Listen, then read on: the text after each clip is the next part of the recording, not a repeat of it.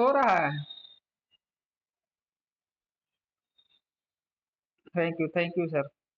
अब देखिए क्या है कि इस पर क्या बना सकते हैं, टोकन बना सकते हैं। टोकन बनने से क्या बेनिफिट है ये मैंने बताया। एनएफटी क्रिएट होता है यहीं पर होता है ना। एनएफटी बनाने के लिए आपको गैस फी देना पड़ता है ना।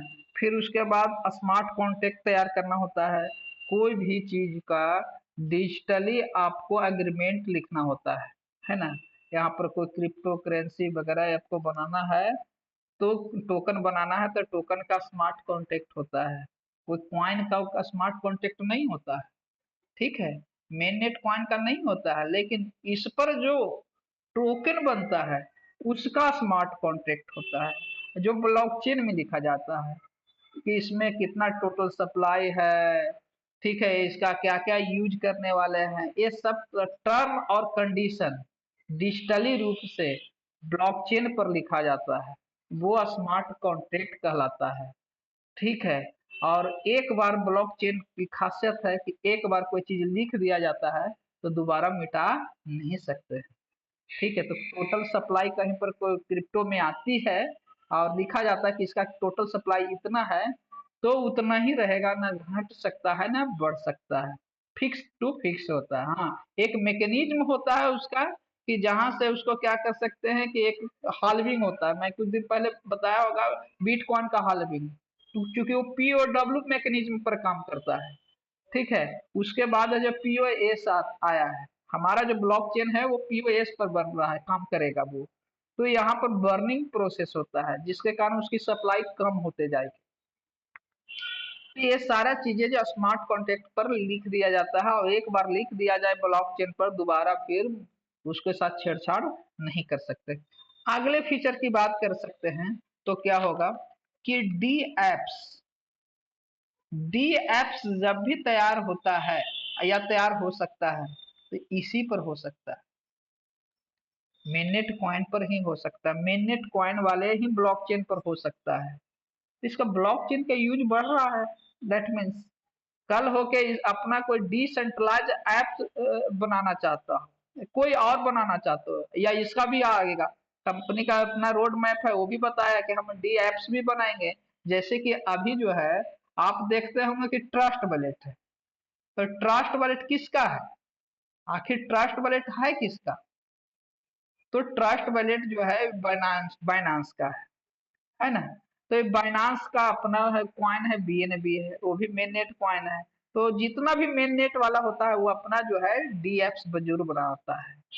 अपना तो बनाता ही बनाता है, साथ साथ कोई दूसरा को भी बनवाना है तो इसी के पास आएगा। किसके पास आएगा? जिसके पास मेननेट की फैसिलिटी होगा उसी के पास होगा। वो देखता है, जो बनाने वाला है वो देखता है कि इसका फी कितना है। तो हमारा फी जो है बहुत कम है, स्पीड 80,000 है। तो समझ सकते हैं किसके पास आएगा, हमारे पास होगा। जो फास्ट हो, ट्रांसपेरेंट हो और फी भी कम लगता हो, अब बढ़िया भी हो, तो निश्चित रूप से आदमी उसी के पास पहुंचना चाहता है जिसके पास इस तरह का फैसिलिटी भी हो। तो ये सब फैसिलिटी जो है हमारे ब्लॉकचेन में अवेलेबल होने वाले हैं, रोड मैप में दिखाया जा रहा है। तो डी एप्स भी क्रिएट जो होगा इसी के ऊपर होने वाला है। इसी के मतलब जो ब्लॉकचेन मेनेट को फॉलो करेगा उसी पर आने वाला है। फिर आपने नाम सुना होगा डीएफआई, की लिख ले रहता है। डीएफआई का मतलब होता है डिसेंट्रलाइज फाइनेंस होता है, इस पर भी होता है। फिर आपने नाम सुना होगा डाओ, है ना, ये भी इसकी कंपनी ने भी चर्चा किया, डिसेंट्रलाइज ऑटोनोमस ऑर्गेनाइजेशन। ये सब के सब कहाँ पर क्रिएट होंगे? यहीं पर क्रिएट होता है, इसी ब्लॉकचेन पर क्रिएट होगा। जो मेननेट कॉइन को फॉलो करेगा उसी पर होगा, सब ब्लॉकचेन पर नहीं होते हैं। ठीक है। तो ये सब इसके क्या है, क्रिएट होता है। ये सब इसके फीचर्स होते हैं जिसके कारण इसका डिमांड बढ़ेगा, और डिमांड बढ़ेगा तो गैस फी के रूप में इसको यूज करना होगा। और गैस फी के रूप में क्या देना होगा? तो टीएफटी टोकन देना पड़ेगा। तो टीएफटी टोकन कहाँ से खरीदेगा? जहां जहां एक्सचेंज पर टीएफटी टोकन एक्सचेंज पर लिस्ट रहेगा, लोग वहां पर जाएंगे खरीदेंगे। तो जिससे क्या होगा, कम्युनिटी बड़ा होगा। कम्युनिटी बड़ा होगा मतलब उसके ज्यादा ज्यादा लोग खरीदने वाले होंगे, और ज्यादा से ज्यादा खरीदने वाले होंगे तो रेट क्या होगा? बढ़ेगा ही बढ़ेगा। तो क्या एक के दिन में हो जाएगा? जी नहीं, एक दिन में सब चीज नहीं होता है। ठीक है, धीरे धीरे सब प्रोसेस होता है, टाइम लगता है। फिर उसके बाद मेननेट कॉइन का अपना खुद का ब्लॉकचेन होता है, मैं पहले ही बताया। इसका रूल्स होता है, अपना रूल्स रेगुलेशन होता है, कंसेस मैकेनिज्म पर काम करता है। इसका जो कंसेस मैकेनिज्म जो है अभी हम दिखा रहे थे, पीओएस पर काम करता है। पीओएस का मतलब हो गया प्रूफ ऑफ स्टेक होता है। बिटकॉइन जिस मैकेनिज्म पर काम करता है, कंसेस मैकेनिज्म पर, वो पीओडब्ल्यू होता है। पीओडब्ल्यू का मतलब हो गया प्रूफ ऑफ वर्क। इस पीओडब्ल्यू में इतना बिजली खपत होता है, इतना बिजली खपत होता है कि एक साल में कई एक देश मिलाकर जो बिजली खपत होता है ना, वो एक महीना में यहाँ पर खर्च हो जाता है। इसलिए कई एक देश जो है बिटकॉइन के माइनिंग के लिए उसको बैन करके रखा है कि नहीं उतना हमको बिजली खपत होता है। अभी हाल फिलहाल में पाकिस्तान जैसा देश जो है वो चाह रहा है ना कि हम जो भीख मांगते हैं दूसरा देश से, जो पैसा मांगने जाते हैं कि हमारा देश चलाने के लिए पैसा की जरूरत है, वो क्या कर रहा है कि बिटकॉइन को माइनिंग के लिए वो क्या कर रहा है ना कि वहां पर 200 नहीं 2000 मेगा किलो वाट का बिजली का एक स्पेशल लगा रहा है। क्या लगा रहा है? वो ग्रिडे बैठा रहा है खाली किसके लिए? बिटकॉइन का माइनिंग के लिए। अब बिटकॉइन को माइनिंग करने के लिए कौन सा मैकेनिज्म का फॉलो करना होता है? पीडब्ल्यू, है ना। अब इससे फायदा क्या होगा उसको? 110 billion dollar, billion dollar, 110 billion dollar सालाना उसको मिलेगा पैसा, यहाँ से बिटकॉइन से मिल जाएगा। इसलिए बहुत ज्यादा फोकस जो है पाकिस्तान जैसा देश जो है अभी कर पा रहा है, उसको रेगुलेट भी करने की बात कर रहा है। खैर हम ज्यादा उस पर चर्चा नहीं करेंगे। ठीक है, तो मैकेनिज्म जो हमारा जो करने वाला है जो ब्लॉकचेन, वो पीओएस पर। पीओएस की खासियत है कि इसमें बिजली खपत नहीं होती है। जैसे मोबाइल आप रिचार्ज कर लेते हैं उतना ही बिजली खपत होता है, जैसे कि आप लैपटॉप चार्ज कर लेते हैं और उतना ही के बराबर बिजली खपत होता है।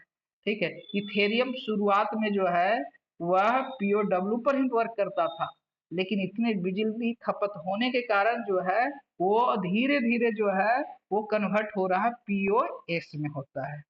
पीओडब्ल्यू में ब्लॉक बहुत धीरे धीरे बनता है ना। बिटकॉइन में मैं बताया था कि 4 साल में 2,10,000 ब्लॉक बनता है, तब जो है 4 साल में लगता है। अभी तक जो है बिटकॉइन का ब्लॉक की जो संख्या है वो 90 लाख बनवे किया है, 90 लाख।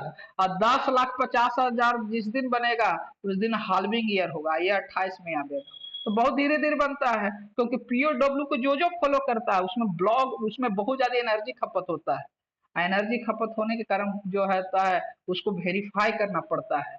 अब मान ली कि 10-10 व्यक्ति जो हर ट्रांजेक्शन को वेरीफाई कर रहा है, और जो पहले करेगा ना उसी को क्या होता है, माइनर के रूप में उसको रिवार्ड मिलता है।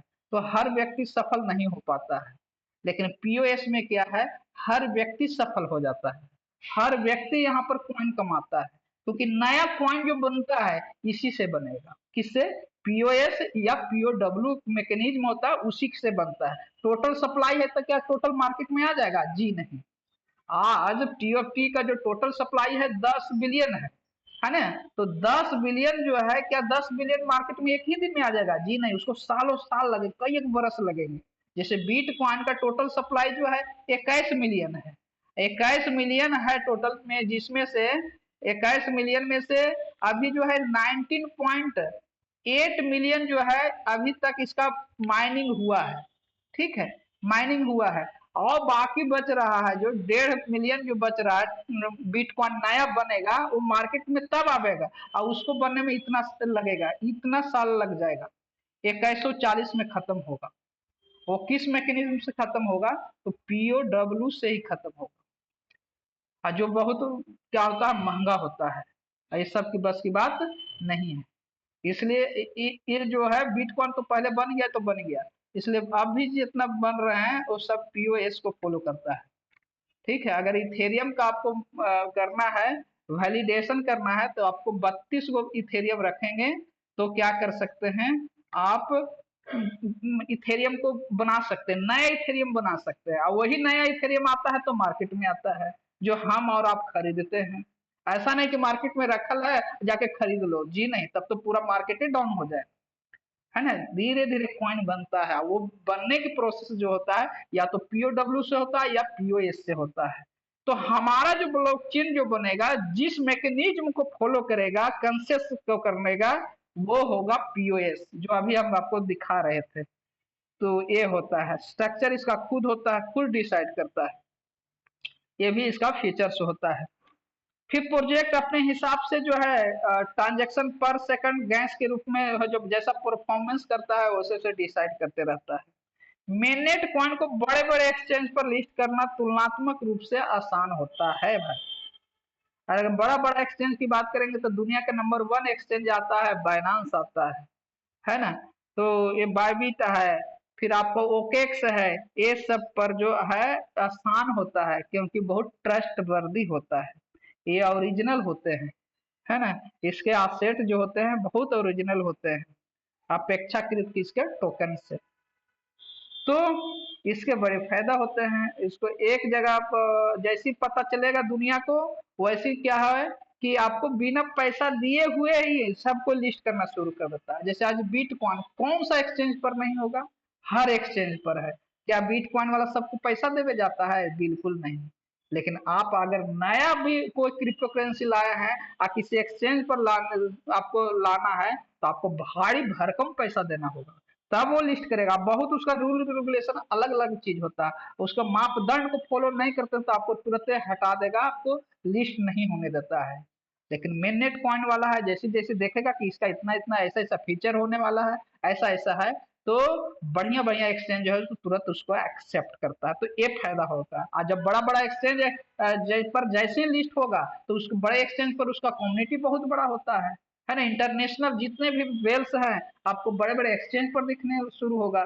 अब कोई कॉइन जैसे लिस्ट होता है और उसे उसका रेट इतना ब्राम पर बढ़ता है जिसका कुछ कहा नहीं जा सकता है। तो ये चीज जो है मौका का फायदा जरूर लेना है कि जिस दिन पता चले कि हमको हमारा कॉइन जो है इस इस एक्सचेंज पर लिस्ट होने वाला है, तो सबसे पहले बिना किसी के पूछे हुए उस एक्सचेंज का आपको केवाईसी कर लेना है। तब तो आप वहां पर क्या करेंगे कि आप खरीद और बिक्री कर सकते हैं, एक दिन में बड़ा आदमी बन सकते हैं। ये चीज को ध्यान रखेंगे। अगर वो टाइम का गवा दीजिएगा तो फिर टाइम खत्म, क्योंकि एंट्री पॉइंट बहुत इंपॉर्टेंट होता है। ठीक है, क्योंकि उस समय पूरा दुनिया उसको खरीदने के लिए जाएगा, और जब पूरा खरीदेगा तो रेट क्या होगा, बड़ा रहेगा। आपके पास पहले से कॉइन है तो आप खाली बेचने ही ना जाना है, तो बेच कैसे सकते हैं जब आपके पास केवाईसी रहेगा तब। तो ये सब चीजें सीखले रहिएगा, कर ले रहिएगा, तो आपको आसानी होगा। ना तो फोन करके पूछिएगा जी सर हमको करवा देंगे, के गो के जी सर करवा सकते हैं, तो हम अच्छा आदमी रह के भी बुरा बन जाएंगे, मतलब फोन उन बंद कर देंगे या आपको रिस्पॉन्स नहीं कर पाएंगे। तो ऐसा नहीं करना है, इसलिए जानकारी देते हैं कि ताकि आप खुद तैयार हो सकते हैं। ठीक है, आगे बात करते हैं। जैसे जैसे प्रोजेक्ट बड़ा बड़ा होते जाता है, इसमें अपग्रेडेशन की भी व्यवस्था होता है। किसमें? इस तरह के ब्लॉकचेन में व्यवस्था होती है। जैसे बिटकॉइन के ब्लॉकचेन में आप कुछ नहीं नया नहीं कर सकते हैं, उसमें नया एक्सपांडिंग नहीं कर सकते, वो अपग्रेड नहीं कर सकते। बन गया तो बन गया, क्योंकि उसी तरह का उस टेक्नोलॉजी यूज करता है। लेकिन इथेरियम में ऐसे व्यवस्था करके रखा है कि उसमें कुछ सुधार, जैसे पीओडब्ल्यू से पीओएस अभी पूर्ण रूप से हुआ नहीं है, करने में बड़ी समय समय लग रहा है, पैसों भी खर्च हो रहा है। ऐसा नहीं कि पीओडब्ल्यू से पीओएस करेगा तो जितना लोग इथेरियम खरीद के रखा है ना, सबका सब गायब हो जाएगा, तो उसे भी नहीं करना है। तो तो व्यवस्था जो है, ये इस तरह का व्यवस्था जो है अभी के जो समय में जो जो टेक्नोलॉजी को अपना रहे हैं, तो अपग्रेडिंग सिस्टम रहता है। तो इसमें भी व्यवस्था है। किसमें? हमारा जो ट्रेजर चेन का जो अपना ब्लॉक चेन आ रहा है उसमें भी व्यवस्था है। उसको पूरा पढ़िएगा तो बहुत मजा आता है। ठीक है, और तो टर्म को समझ ले रहिएगा तभी मजा आएगा, ना तो बहुत बोर लगेगा खाली पढ़ के निकल जाइएगा। तो ये चीज होता है। तो अपग्रेडेशन की फैसिलिटी होती है। तो ये सब चीजें जो होती है और उसका जो सिक्योरिटी जो होता है अपग्रेड होते रहता है। मान लीजिए कि अब इसमें किस तरह का और खामी आया, लग रहा है कि और सिक्योरिटी हमको और बढ़ाना है, तो उस स्थिति में आप इसमें अपग्रेड कर सकते हैं। तो ये सब फैसिलिटी पाया जाता है। तो ये सब सारे फीचर्स है जो मेननेट कॉइन में पाए जाते हैं। तो ये थोड़ा सा आपको बताने का प्रयास किए, और बाकी आप लोग के बीच में कुछ शेयरिंग लेंगे, समझेंगे आप लोग से कि चीजों को कितना समझ पा रहे हैं और कितना जो है जान पाए हैं, थोड़ा सा लेंगे अपने बीच के ही लोग से। जी, कौशल सर आपको अनम्यूट किए हैं सर, दिल्ली से हैं और सर टेक्निकल चीज को समझते हैं।